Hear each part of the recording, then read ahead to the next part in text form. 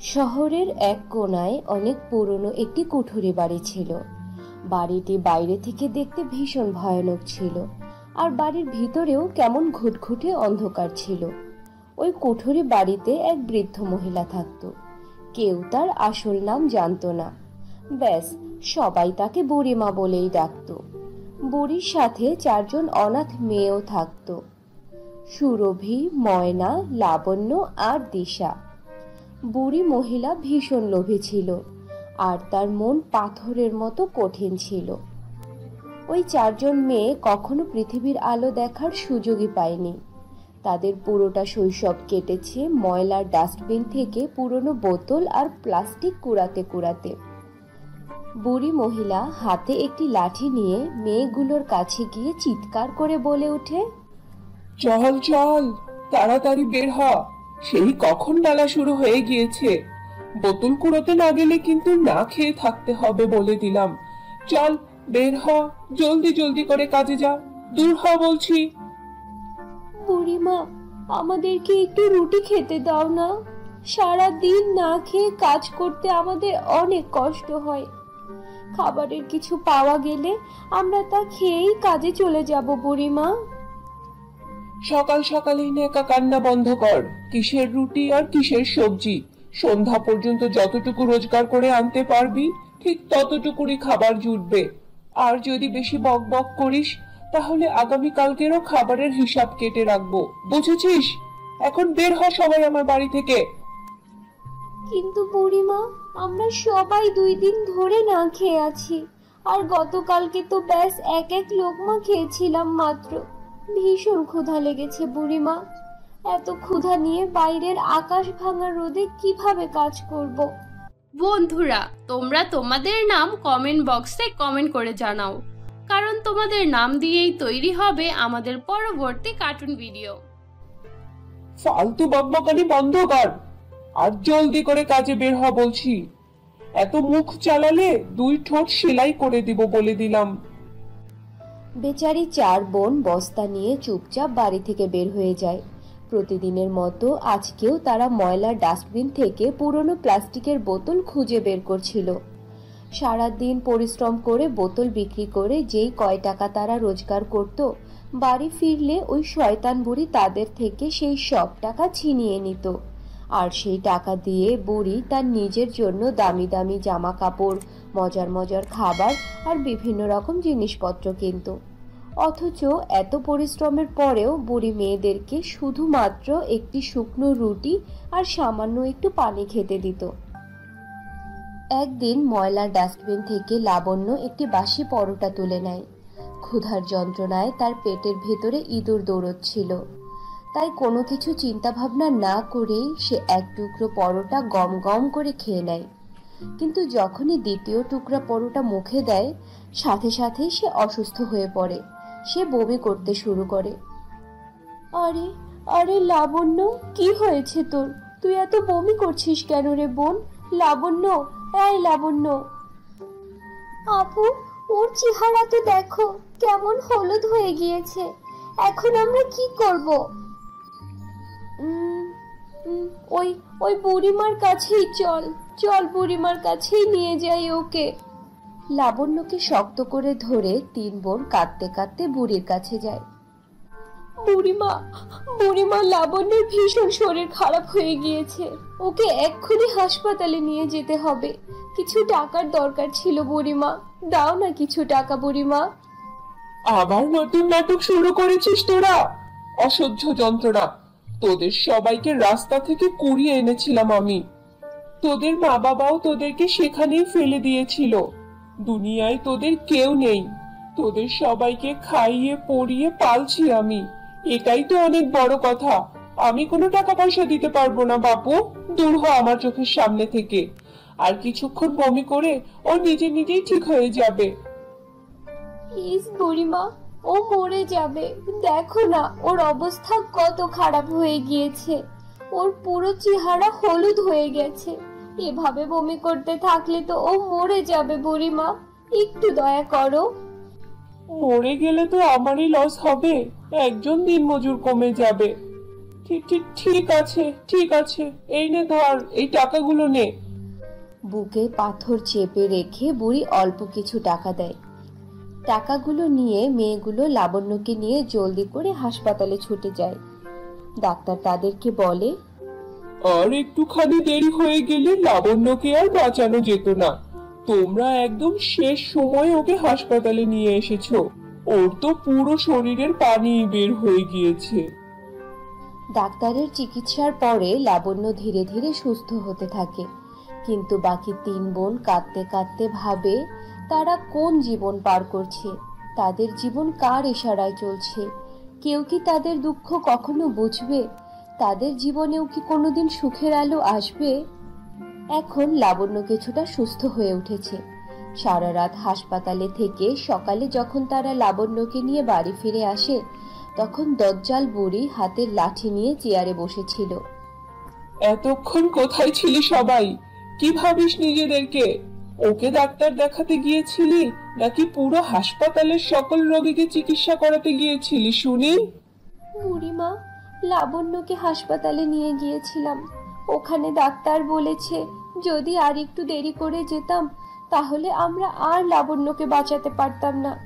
হাসপাতালে doctor লাবণ্যকে glucose দিয়েছিল, তারপর সারা রাত স্যালাইন দিয়েছে।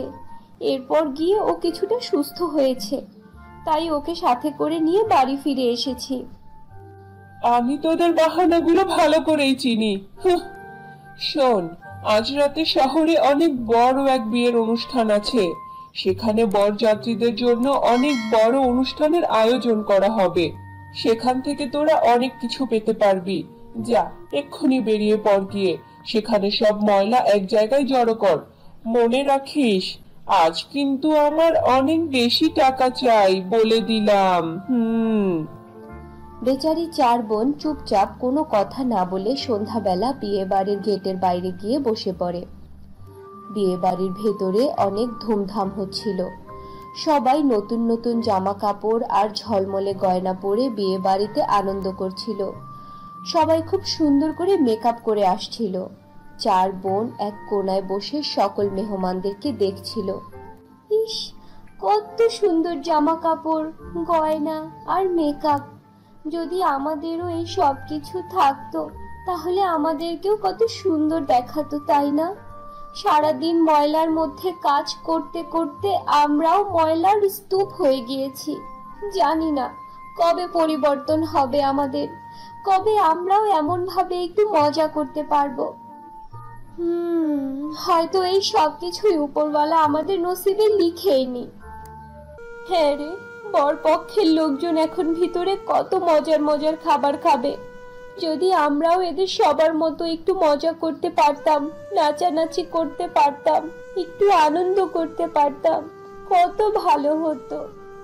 সেই সময় হঠাৎ করে বরপক্ষের একজনের নজর তাদের দিকে পড়ে। আরে আরে, এই ভিখারিগুলো এখানে কি করছে? এদেরকে ভাগাও এখান থেকে, ভাগাও। ছি, এদের গা থেকে কি বাজে দুর্গন্ধ বেরোচ্ছে। দেখো, ওরা না আবার ভেতরে ঢুকে পড়ে। কে আছো? এই ভিখারিগুলোকে ভাগাও। দেখো তো ওদের জামা কাপড়গুলো কি নোংরা। দেখো, ওদের জন্য আবার আমাদের স্ট্যাটাসটা নষ্ট হয়ে যায়।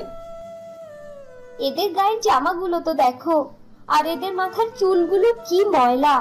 আর ওদের চেহারার দিকে তাকাও, দেখে তো মনে হচ্ছে ম্যানহোল থেকে উঠে এসেছে।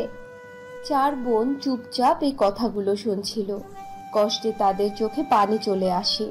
কেউ তাদের দুরবস্থার কথা বুঝতো না। বিয়ের অনুষ্ঠান শেষ হওয়ার পরে মেয়েরা ময়লাগুলোকে একসাথে জড়ো করতে থাকে। তারা অনেকগুলো প্লাস্টিকের বোতল আর অনেকগুলো জিনিসপত্র একসাথে জড়ো করে নেয়। এখন শুধু এগুলোকে বিক্রি করতে যেতে হবে। এগুলো নিয়ে তারা যখন দোকানে পৌঁছয় তারা দেখে যে দোকান বন্ধ হয়ে গিয়েছে। আরে আরে, আজকে এত তাড়াতাড়ি কিভাবে দোকান বন্ধ করে দিল? আজকে যদি এগুলো বিক্রি করে বাড়িতে না নিয়ে যাই তাহলে তো শয়তান বুড়ি আমাদেরকে মেরেই ফেলবে। এখন আমরা কি করব? তার উপর কি যে ক্ষুধা লেগেছে। উফ, বুড়ি তো আজকে আমাদেরকে কোনো খাবারও খেতে দিবে না। এক লোক দূর থেকে দাঁড়িয়ে তাদের কথাগুলো শুনছিল। তারপর সে তাদের কাছে এসে বলে, এখান থেকে কিছুটা দূরে জঙ্গলের কাছে একটি দোকান আছে, যেটা 24 ঘন্টায় খোলা থাকে। তোমরা সেখানে চলে যাও, সেখানে তোমরা বেশ ভালো দামও পাবে। যাও, জলদি করে সেখানে চলে যাও। কোনো উপায় না দেখে বাধ্য হয়ে মেয়েরা সেখানে যেতে রওনা হয়। একে তো অনেক রাত, তার উপর জঙ্গলের রাস্তা, ভয়ে তাদের বুক কাঁপছিল। তারা চারজন ভয়ে আতঙ্কিত হয়েছিল। এই জঙ্গল তো অনেক ভয়ঙ্কর মনে হচ্ছে। কোনো দিক থেকে না আবার জঙ্গলের কোনো জানোয়ার চলে আসে। আর কত দূর যেতে হবে আপু? আপু, আমার খুব ক্লান্ত লাগছে, আমি আর সামনে যেতে পারছি না।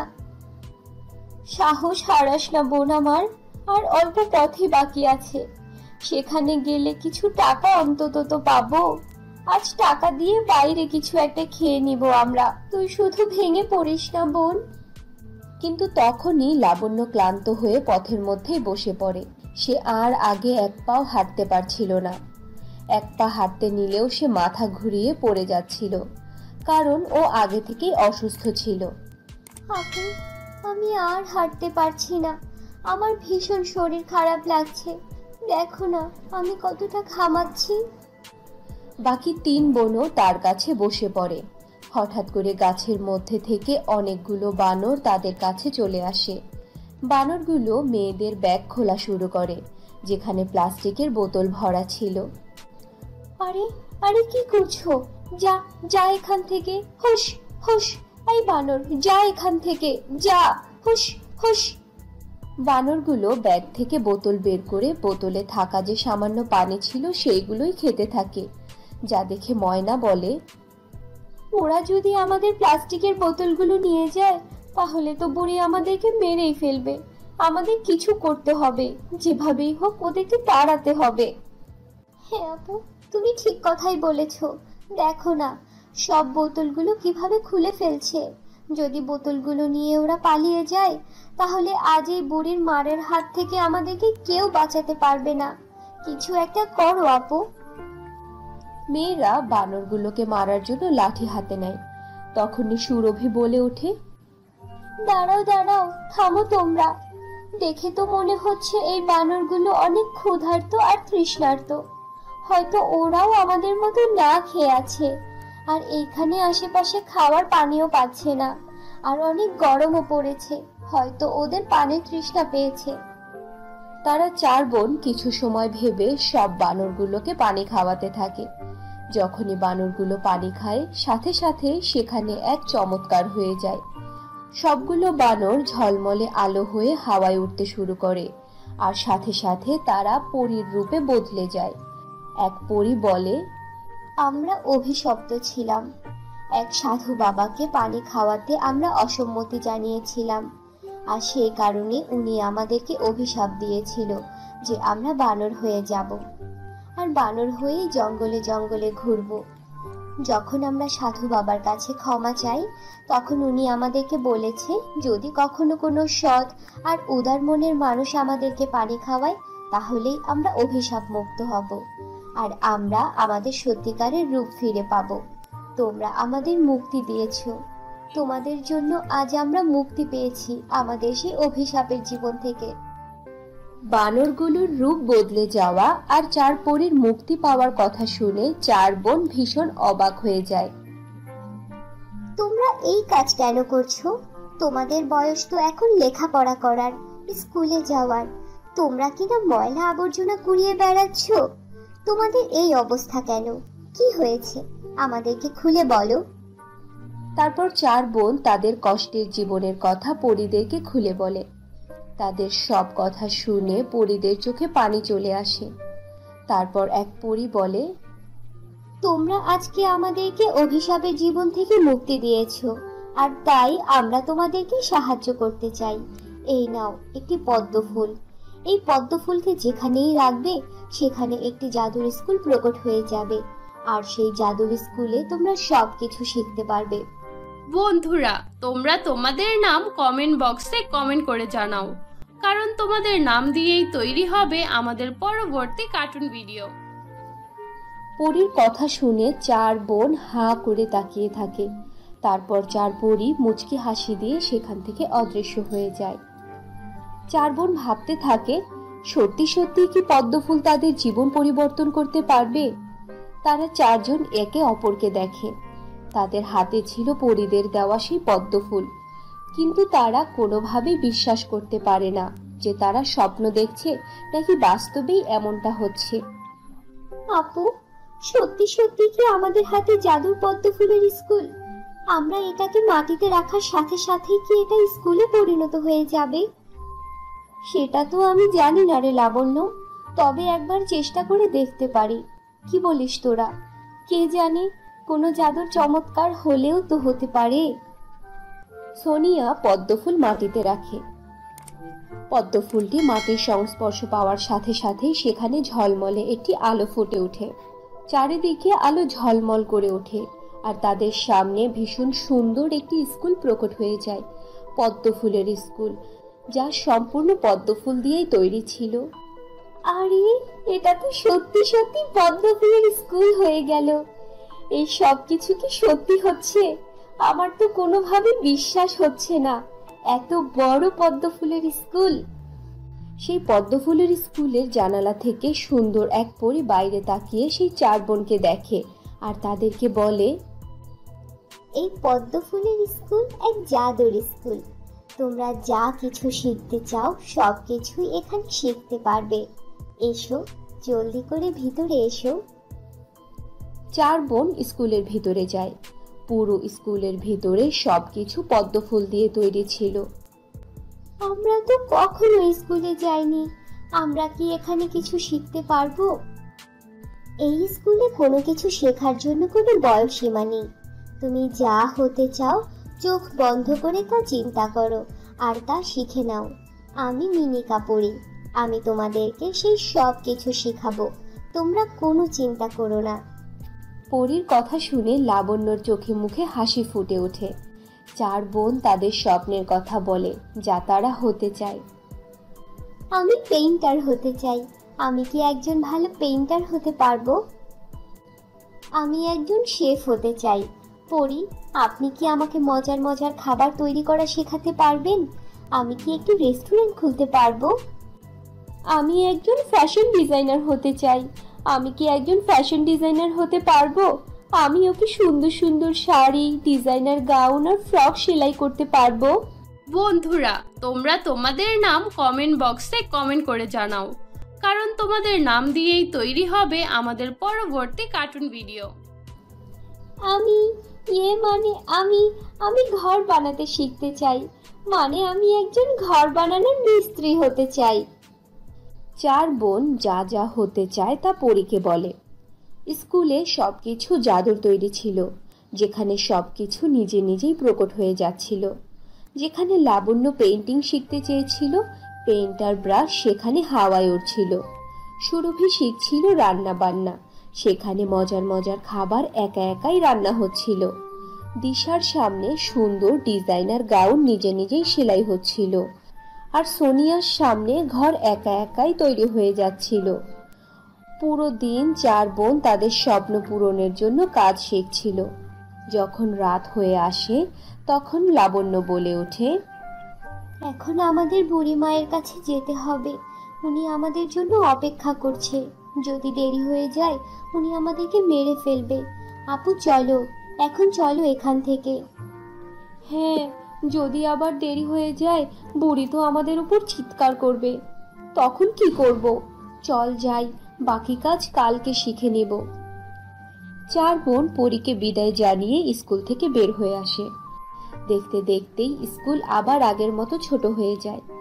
তারপর তারা তাদের প্লাস্টিকের বোতল বিক্রি করতে যায়, আর বিক্রি করা টাকা নিয়ে বাড়ি ফিরে যায়। শয়তান বুড়ি তাদের কাছ থেকে সব টাকা ছিনিয়ে নেয় আর তার নিজের জন্য মজার মজার খাবার অর্ডার করে। এত মজার মজার খাবার খাওয়ার পরে তো আমার ভীষণ ক্লান্ত লাগছে, আমার ভীষণ ঘুম পাচ্ছে। আমি ঘুমোতে গেলাম, তবে খেয়াল রাখিস কেউ যেন আমাকে বিরক্ত না করে। যদি আমার ঘুমে ব্যাঘাত ঘটে তাহলে তোদের খবর আছে বলে গেলাম। চার বোন চুপচাপ বসে থাকে। তারপর বুড়িমা ঘুমিয়ে গেলে তারা আবার সে পদ্ম ফুল বের করে আর ফুল নিয়ে বাড়ির পিছনের দিকে চলে যায়। পুনরায় পদ্ম ফুল স্কুলে পরিণত হয়ে যায়। 4 বোন মিলে আবার স্কুলের মধ্যে কাজ শিখতে শুরু করে। এভাবেই দিন পার হতে থাকে। তারা প্রতিদিন স্কুলে যায় আর নতুন নতুন জিনিস শিখতে থাকে। আর তারপর চুপচাপ বাড়ি ফিরে আসে। শয়তান বুড়ি কোনো কিছুই টের পায় না। তাদের কষ্টে ভরা জীবন এক নতুন স্বপ্নের দিকে এগোতে থাকে। প্রতিদিন রাতে 4 বোন পদ্মফুলের স্কুলে যায়। সেখানে নতুন নতুন কাজ শিখতে থাকে। আর সকালে বুড়ির জন্য প্লাস্টিক আর বোতল খুঁজতে বেরিয়ে পড়ে। এসবের মধ্যেও তারা 4 বোন তাদের জীবনে এক আশার আলো দেখতে পায়। একদিন সেই 4 পরী পদ্মফুলের স্কুলে আসে। তোমরা এখন সবকিছু শিখে গিয়েছো, আর তাই এই স্কুল সারা জীবনের জন্য গায়েব হয়ে যাবে। যাও, তোমাদের জীবনকে নতুন করে শুরু করো আর আনন্দের সাথে জীবন কাটাও। 4 বোন একে অপরের মুখের দিকে তাকাতে থাকে। তারা বুঝতে পারে না যে তারা কি খুশি হবে নাকি মন খারাপ করবে। যদি স্কুল গায়েব হয়ে যায় তাহলে আমরা কি করব? আমরা তো মাত্রই সবকিছু শিখলাম, কিন্তু আমরা কাজ করব কিভাবে? তোমরা এখন অনেক অভিজ্ঞ হয়ে গিয়েছো, তাই এই স্কুলের আর কোনো প্রয়োজন তোমাদের নেই। এখন তোমরা নিজেরাই তোমাদের স্বপ্ন পূরণ করতে পারবে। তোমরা যেই কাজে অভিজ্ঞ সেই কাজে খোঁজ করো, অনেক টাকা রোজগার করো আর তা দিয়ে জীবনকে উপভোগ করো। এই কথা বলে পরীরা সেখান থেকে চলে যায়। 4 বোন স্কুল থেকে বাইরে বের হয়ে আসে। ধীরে ধীরে পদ্মফুলের স্কুল বাতাসে অদৃশ্য হয়ে যায়। 4 বোন একে অপরের দিকে তাকায়। তাদের কাছে এখন আর কিছুই ছিল না, শুধুমাত্র তারা যা পদ্মফুলের কাছে শিখেছিল তাই রয়েছে। পরদিন সকালে লাবণ্য একটি পেইন্টিং বানায় আর তা একটি দোকানে নিয়ে গিয়ে দোকানদারকে দেখায়। ওয়াও, এই পেন্টিংটা তো ভীষণ সুন্দর। আমি এই পেন্টিংটাকে 1 লাখ টাকা দিয়ে কিনতে চাই। কত সুন্দর পেন্টিং! এত সুন্দর পেন্টিং তো আমি আজ পর্যন্ত কখনো দেখিনি। এটা তো ইন্টারন্যাশনাল পেন্টিং এর থেকেও বেশি সুন্দর। এত সুন্দর এন্টিক পিস তো কোথাও পাওয়া যাবে না। বলো মেয়ে, তুমি কি এই পেন্টিংকে 1 লাখ টাকায় বিক্রি করতে চাও? দোকানদারের কথা শুনে 4 বোন কান্না করে দেয়।